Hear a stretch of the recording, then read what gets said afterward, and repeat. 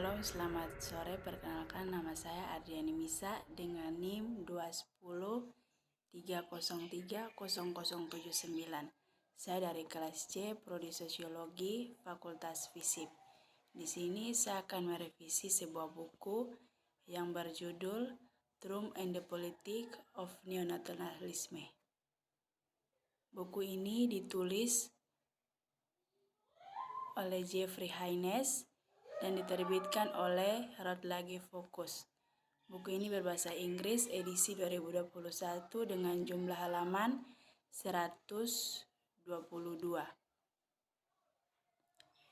Latar belakang dari buku ini ditulis oleh Jeffrey Haynes, adalah seorang profesor emeritus politik di London Metropolitan Universitas Inggris. Bidang keahliannya adalah agama dan hubungan internasional, agama dan politik, demokrasi dan demokrasisasi, studi pembangunan dan politik komparatif dan globalisasi.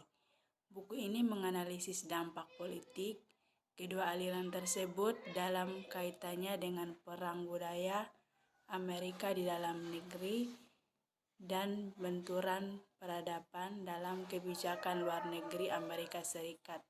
Buku ini juga menunjukkan bagaimana kedua untaian tumpang tindih yang menarik perhatian suatu sama lain untuk menunjukkan neonasionalisme multifaset yang menonjol yang secara ideologis penting bagi kepresidenan Trump.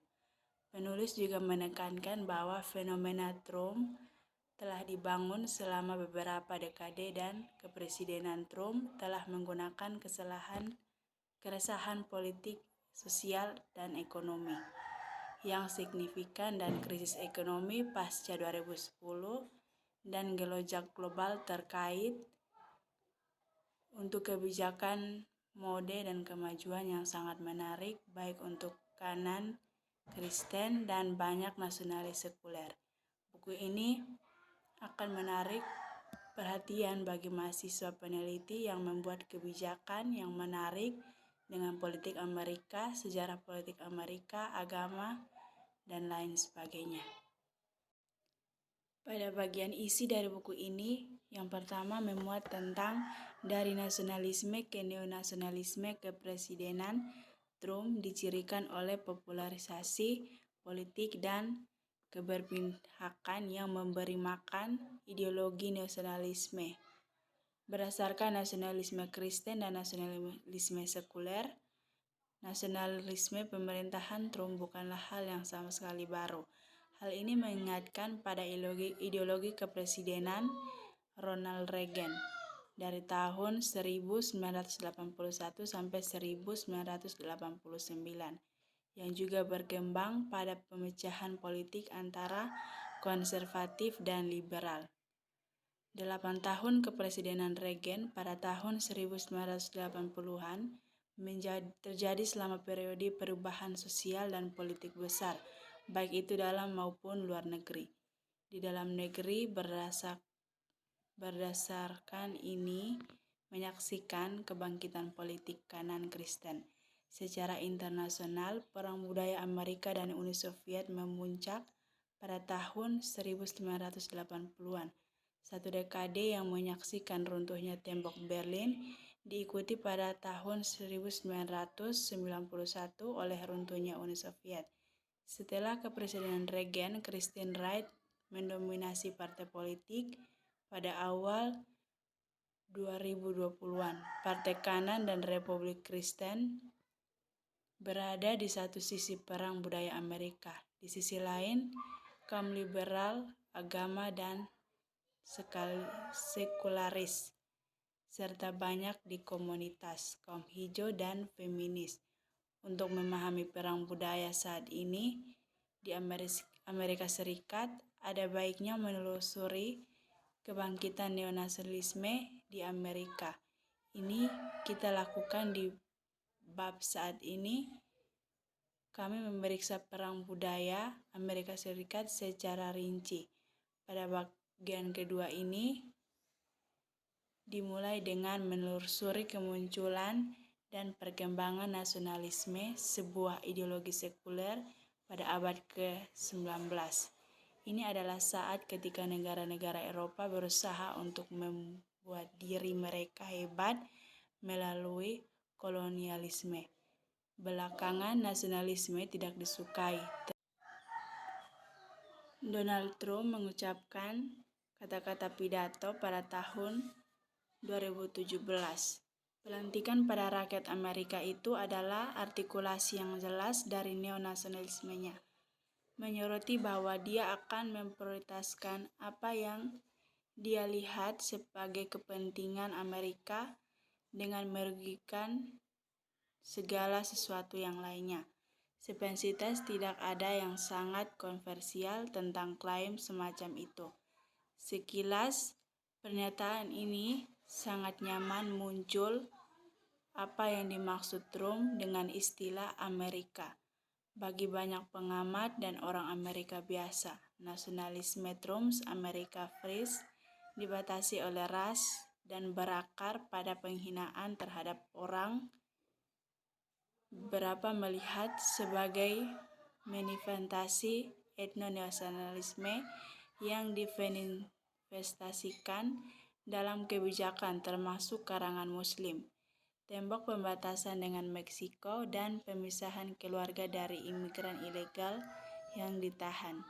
Posisi global mereka percaya bahwa Amerika dieksploitasi oleh imigran ilegal sekaligus beberapa kekuatan eksternal untuk menjatuhkan negara Amerika nasionalis pertama. Percaya bahwa untuk membuat Amerika hebat kembali perlu mengamankan pembatasan negara dan hak istimewa nasionalis, kepentingan dan keprihatinan internasionalis untuk mengembalikan kepribadian nilai-nilai Amerika secara global, secara luas dilihat sebagai penyebab penting.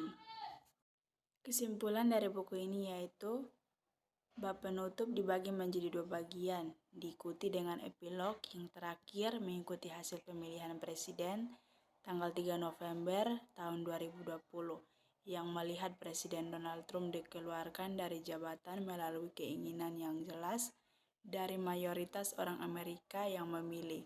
Trump menerima hampir 8 juta suara, lebih sedikit dari saingannya, Joe Biden.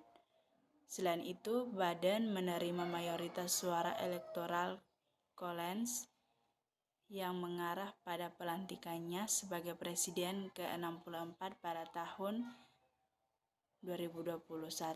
Bab penutup ini mencerminkan 4 tahun kepresidenan Donald Trump di mana ia memproyeksikan ideologi nasionalis untuk menerima dan mempertahankan dukungan dari nasionalis Kristen dan neonasionalis Amerika pertama. Neonasionalisme dan pemerintahan Trump hasil pemilihan presiden 2003 adalah kemenangan yang jelas bagi Joe Biden. Ia juga merupakan bukti bahwa kemenangan Donald Trump dalam pemilihan presiden 2016 bukanlah suatu kebetulan. Lebih dari 70 juta orang Amerika memilih Trump pada tahun 2020. Peningkatan substansial pada jumlah suara yang dia terima pada tahun 2016 hampir 63 juta. Jumlah pemilihan secara keseluruhan sekitar 67,5%, adalah yang tertinggi dalam suatu abad. Dan ini menggambarkan pentingnya puluhan juta orang Amerika Serikat dan hasil jejak pendapat.